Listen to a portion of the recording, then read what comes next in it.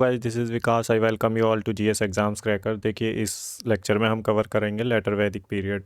Earlier जो video थी, इससे पहले वाली वीडियो, उसमें मैंने अर्ली वैदिक पीरियड को कवर करा दिया है। जिसने वो वीडियो नहीं देखी है वो इस वीडियो के या तो इससे पहले वो वाली वीडियो देख लें या फिर इसके बाद वो वाली वीडियो को देख लें। ठीक है, मैंने कंप्लीट वैदिक एज कराया है और बिल्कुल पॉइंट टू पॉइंट करा है, एग्ज़ाम ओरिएंटेड करा है। हम फालतू का बिल्कुल कुछ नहीं पढ़ेंगे, जितना एग्ज़ाम की डिमांड है उसी हिसाब से पढ़ेंगे। आपको भी उसी अप्रोच के साथ पढ़ना है। और भाई, आप वीडियो को 1 से 2 बार देख लें, नहीं तो इसके शॉर्ट नोट्स बना लें। ठीक है, और आपको इससे बाहर कहीं से भी पढ़ने की कोई ज़रूरत नहीं है। इस वीडियो को 2 से 3 बार देख लें या 1 से 2 बार देख लें, जितना आपका मन करे उतना देख लें। 2x की स्पीड पे देखना, 2x की स्पीड पे देख लें, बस आपको समझ आना चाहिए, मेन बात वो है। और इस वीडियो के लास्ट में मैंने MCQs दे रखे हैं, आप उन MCQs को भी ज़रूर से लगाना, ताकि आपको पता लग जाए कि थोड़ी आपकी प्रिपरेशन कैसी है इस वीडियो के बाद। ठीक है भाई, तो चलिए स्टार्ट करते हैं। और कोई भी डाउट है तो आप कमेंट बॉक्स में पूछ सकते हैं। और मैं तो ये चाहता हूँ कि आप MCQ के जो सॉल्यूशन दें वो लास्ट में कमेंट बॉक्स में ये ज़रूर लिखें कि आपके कितने क्वेश्चन सही गए हैं। ठीक है भाई, तो चलो अब स्टार्ट करते हैं वीडियो को। देखो, मैंने पहले कवर करा दिया है अर्ली वैदिक पीरियड। ठीक है, इसमें 4 वेदास को कवर करा दिया है। और अर्ली जो वैदिक पीरियड का टाइम था वो भी आई थिंक मैंने बता दी रखा है आप सभी को। 1 मिनट, थिकनेस थोड़ी इंक्रीज कर लेता हूँ इसकी। तो जो टाइम पीरियड था वो 1500 से लेके और 1000 BC तक मैंने कवर करा दिया है। वो अर्लियर वैदिक पीरियड में आता है। ठीक है, जिसे हम ऋग वैदिक पीरियड भी बोलते हैं, क्यों भी कि वहाँ पे कंपाइलेशन हुआ था ऋग वैदिक पीरियड का, ऋग वैदिक का। जो 4 वेदास थी ना हमारी, उनका कंपाइलेशन हुआ था। उस सबसे जो अर्लीस्ट वेदा थी वो थी ऋग वेदा। तो चलिए अब स्टार्ट करते हैं लेटर वैदिक पीरियड। इसका टाइम पीरियड आपको ध्यान रखना है 1000 BC से लेके 1600 BC तक। अब क्या हुआ था जब आर्यंस आए थे सेंट्रल एशिया से, ये जो सेंट्रल एशिया से आर्यंस आए थे, ये हमारा क्या है, यहाँ से जब सेंट्रल एशिया से आर्यंस आए थे तो पहले तो इस वाले एरिया में सेटल हुए, इंडस रीजन में। सप्त सिंधु जिसे रीजन बोलते थे, सप्त सिंधु रीजन बोलते थे उसे, वहाँ पे सेटल हुए। फिर उसके बाद यहीं पे जो पंजाब के प्लेन्स थे वहाँ पे। दैन फिर उस लेटर वैदिक पीरियड में क्या हुआ, Aryans move further eastward, reaching to the eastern Gangetic plains. Gangetic plains में सेटल होना स्टार्ट हो गए। और क्या हुआ, यहाँ पे ना धीरे धीरे लार्ज किंगडम्स बनने लगे, जैसे कि कुरु और पांचाल। ये 2 लार्ज किंगडम्स थे। ठीक है, पहले ये जना होता था, जना से बहुत सारे जैसे विलेज होते थे, विलेज बहुत सारे मिलके क्या बनाते थे, जना। और जना से मिलके जनपदा बनता था। ठीक है, फिर किंगडम बनता था। यहाँ पे क्या था, 3 डिविजन्स ऑफ इंडिया। अब जैसे जैसे आर्यंस इधर सेटल होते गए ईस्ट में, तो जो नॉर्थ इंडिया में सेटल होते थे, हो रखे थे, उन्हें बोलते थे आर्यव्रत। जो सेंट्रल इंडिया में सेटल थे उन्हें मध्य देश बोलते थे। और जो साउथ इंडिया में सेटल थे उन्हें दक्षिण पथा बोलते थे। ठीक है, जो नॉर्थ इंडिया में सेटल हुए थे उन्हें आर्यव्रत बोलते थे। और जो सेंट्रल एशिया में थे उन्हें मध्य देश बोलते थे। और जो साउथ इंडिया में सेटल थे उन्हें दक्षिण पथा बोलते थे। चलो आगे देख लेते हैं। अब यार, उस टाइम में क्या हुआ कि जो पॉलिटिकल फॉर्मेशन कैसा था लेटर वैदिक पीरियड में। देखिए, यहाँ पे जो जना था और ट्राइब्स ने जिनसे मिलके बना होता था, जनपद बनता था, राष्ट्राज बनते थे, और लार्ज किंगडम्स का एमरजेंस हुआ इस वाले पीरियड में। रिचुअल्स में नेक्स्ट पॉइंट देख लेते हैं। Rituals and sacrifices performed by king to strengthen their position. तो अपनी पोजीशन को स्ट्रेंथन करने के लिए किंग क्या करते थे, रिचुअल्स करवाते थे और सेक्रीफाइसेस करवाते थे, जिसमें था राजसूया। राजसूया क्या होता है, राजसूया क्या है, जैसे उनका सेरेमनी होती थी, राज्य अभिषेक जो सेरेमनी होती थी उसे राजसूया बोलते थे। तो देखो भाई, एग्जाम में ना ये पूछ लेगा कि राजसूया क्या है। इसका मतलब पूछ लेगा आपसे, ऋग वैदिक पीरियड में था या फिर ये लेटर वैदिक पीरियड में था, अर्ली वैदिक पीरियड में था। आपसे बस इस पॉइंट को थोड़ा ध्यान रखना, राजसूया का मतलब क्या है। कंस्क्रिप्शन सेरेमनी, राज्य अभिषेक के टाइम पे जो सेरेमनी होती थी उसको राजसूया बोलते हैं। नेक्स्ट आता है अश्वमेधा, इसे बोलते हैं हॉर्स सेक्रीफाइसेस। ये परफॉर्म किया जाता था राजाओं के द्वारा उस टाइम पे। उसके बाद आता है वाजपेय। वाजपेय होते चैरियट रेसिंग, ठीक है। इसके बाद क्या था कि टाइटल एज्यूम करते थे राजा उस टाइम पे। जो लेटर वैदिक पीरियड है उसमें टाइटल एज्यूम करते थे किंग्स, जैसे कि राजविशा वजना, और दूसरा हो गया अहिल्या भुवनपति। अहिल्या भुवनपति का मतलब है लॉर्ड ऑफ द अर्थ, ठीक है। अपने आप को टाइटल अज्यूम करते थे राजा उस टाइम पे लेटर वैदिक पीरियड में, जैसे कि राजविशा जना, और दूसरा अहिल्या भुवनपति। अहिल्या भुवनपति का मतलब है लॉर्ड ऑफ द अर्थ। आगे देख लेते हैं next, introduction of new officials.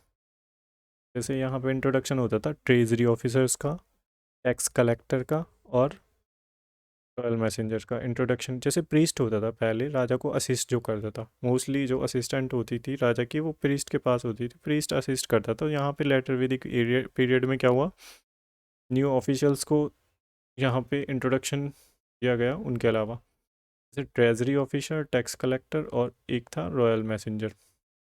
अब यहाँ पे जैसे मैंने अर्लियर वैदिक पीरियड में पढ़ाया आपको कि सभा और समिति थी और एक विधाता थी। सभा समिति आपको याद होगा अगर आपने वो लेक्चर देखा है तो, सभा में मेंस और वुमेन्स दोनों होते थे, और ये मोस्ट डिसाइसिव असेंबली होती थी अर्ली वैदिक पीरियड में या ऋग वैदिक पीरियड में, ठीक है। और समिति में केवल मेंस होते थे, इसमें वुमेन नहीं थी।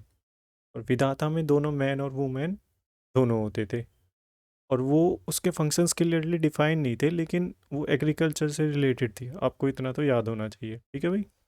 सभा में मैन और वुमेन दोनों, समिति में सिर्फ मैन ही मैन। पावर सेंट्रलाइज, यहाँ पे इनकी पावर को डिमनिश कर दिया गया था। सभा समिति की वैल्यू थोड़ी कम हो गई थी और विधाता को पूरी तरह से ख़त्म कर दिया था यहाँ पे लेटर वैदिक पीरियड में। इसके बाद देख लेते हैं इकोनॉमी कैसी थी लेटर वैदिक के टाइम पे। इकोनॉमी कैसी थी, यहाँ पे क्या हुआ, extensive use of iron. Iron का बहुत यूज हुआ, किस लिए, फॉरेस्ट को क्लियर करने के लिए, ताकि कल्टीवेशन एक्सपेंड की जाए, ठीक है। जो वहाँ पे बहुत ज़्यादा फॉरेस्ट थे गेंजेटिक एरिया में, उसे क्लियर किया गया किसकी हेल्प से, आयरन। जब एक्सटेंसिवली यूज़ हुआ आयरन का तो उससे फॉरेस्ट को क्लियर किया गया कल्टीवेशन को एक्सपेंड करने के लिए। तो चीफ ऑक्यूपेशन थी इस टाइम पे एग्रीकल्चर थी, ठीक है। वैसे लैंड भी थी, मोस्ट इम्पोर्टेंट लैंड भी थी, लेकिन एग्रीकल्चर भी थी, ठीक है। जब बार्ले, राइस, वीट, ये था हमने देखा था। देखो भाई, हमने उस टाइम पे देखा था तो सबसे जो अर्ली वैदिक पीरियड में जो वेल्थ का सोर्स था वो नंबर ऑफ कैटल्स, जिसके पास सबसे ज़्यादा नंबर ऑफ कैटल होती थी वो सबसे ज़्यादा वेल्थीएस्ट पर्सन होता था। ऐसा नहीं है कि इसमें कम हो गया, वो भी था, लेकिन इम्पोर्टेंस लैंड की भी बढ़ गई थी, एग्रीकल्चर लैंड की इस वाले पीरियड में। जो लेटर वैदिक पीरियड में इसमें एग्रीकल्चर लैंड की भी ऑक्यूपेशन इम्पोर्टेंस बढ़ गई थी। तो यहाँ पे जो एग्रीकल्चर थी उसमें बार्ले, राइस और वीट का कल्टीवेशन होता था। अब यहाँ पे एक और चीज़ हुई, स्पेशलाइजेशन ऑफ वर्क, जैसे कि मेटल वर्क, लेदर वर्क, या कारपेंट्री और पोटरी। स्पेशलाइजेशन ऑफ वर्क स्टार्ट हुआ लेटर वैदिक पीरियड में। अब क्या हुआ, एक्सटेंसिव इंटरनल और फॉरेन ट्रेड होने लगा। जब इनका कल्टीवेशन इंक्रीज हुआ एग्रीकल्चर का, तो यहाँ पे एक्सटेंसिव और जो एक्सटेंसिव इंटरनल और फॉरेन ट्रेड है वो इंक्रीज हुआ, ठीक है। बेबीलोन से इनके संबंध थे, जो कि फॉरेन ट्रेड होता था बेबीलोन से। अब देखिए करेंसी, करेंसी में निसाका, आपसे एग्जाम में पूछ लेगा निसाका रिलेटेड टू कॉइन है, पोर्ट है, या क्या है। आपको इस पॉइंट को ध्यान रखना है कि निसाका गोल्ड है, जो कि लेटर वैदिक पीरियड में इंट्रोड्यूस था करेंसी। माना और कृष्णाला ये सिल्वर कॉइन्स थे। इनका नाम आपको ना ध्यान रखना है बिल्कुल अच्छे से, क्योंकि ऐसे ही आएगा कि निसाका रिलेटेड टू, तमाना रिलेटेड टू, कृष्णाला रिलेटेड टू, तो आपको ये थोड़ा ध्यान रखना है। अब आते हैं सोसाइटी पे। लेटर वैदिक पीरियड के टाइम पे सोसाइटी कैसी थी? Establishment of the varna system. देखिए यहाँ पे क्या हुआ, वर्ना सिस्टम का एस्टेब्लिशमेंट हुआ। 4 वंश का एस्टेब्लिशमेंट हुआ, जैसे कि ब्राह्मण, क्षत्रिय, वैश्य और शूद्र। जो ब्राह्मण है उनका ओरिजिन ब्रह्मा के मुख से, और क्षत्रिय का जो ओरिजिन हुआ था ब्रह्मा के शोल्डर्स से और चेस्ट से। वैश्याज का जो ओरिजिन हुआ वो ब्रह्मा के थाइस से, और शूद्राज का जो ओरिजिन है वो ब्रह्मा के फीट से। ठीक है, privileges enjoyed by the Brahmins and Kshatriyas. जो मोस्टली जो प्रिविलेजेस था वो ब्राह्मण्स और क्षत्रियाओं के पास थी, बट डिनाई की गई थी वैश्यास को और शूद्रास को, उनके पास नहीं थी। बट प्रिविलेजेस सारी ब्राह्मण्स और क्षत्रियास के पास थी। सब caste based on occupation. Caste का जो डिवाइड थी वो ऑक्यूपेशन के बेस्ड, ऑक्यूपेशन पे डिवाइड थी। ठीक है भाई, जो कास्ट थी, जो सब कास्ट थी वो डिवाइड थी ऑक्यूपेशन के बेसिस पर। इंक्रीज द फादर ऑफ, इसमें क्या हुआ, सोसाइटी में फादर की इंपॉर्टेंस बढ़ गई। वुमेन का स्टेटस रिमेन्स इन्फीरियर, वुमेन का स्टेटस क्या था, इन्फीरियर था।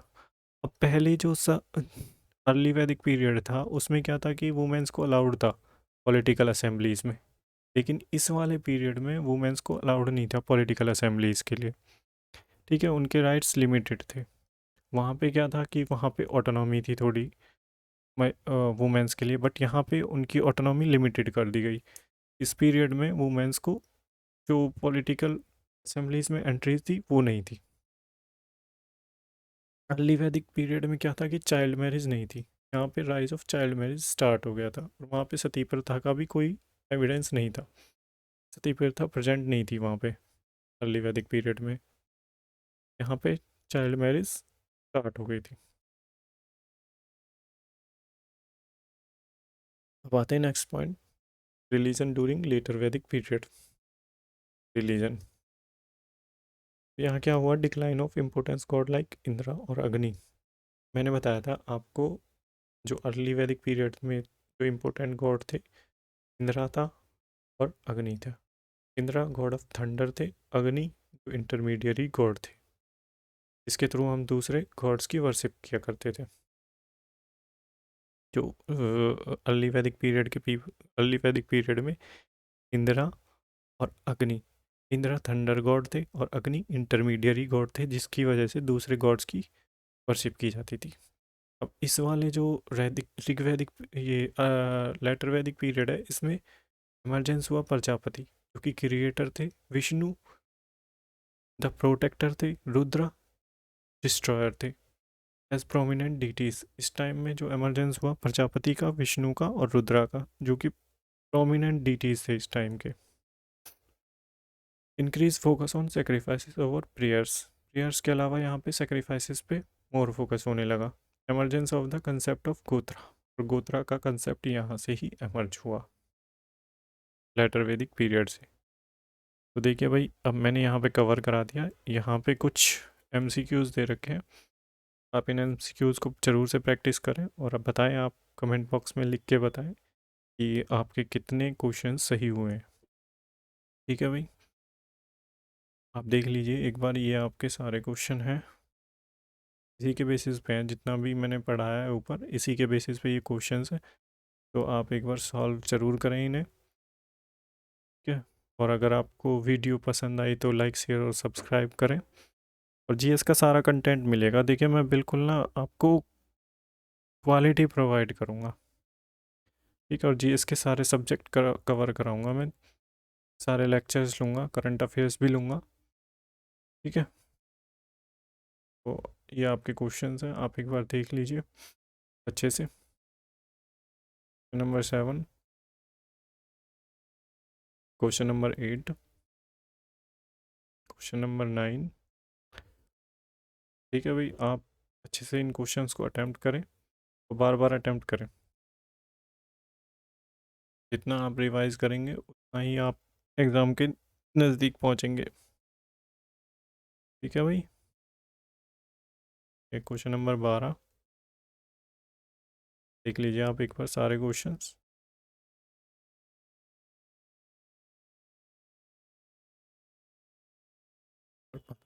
तो देखिए यहाँ पे आपकी ख़त्म होती है वीडियो।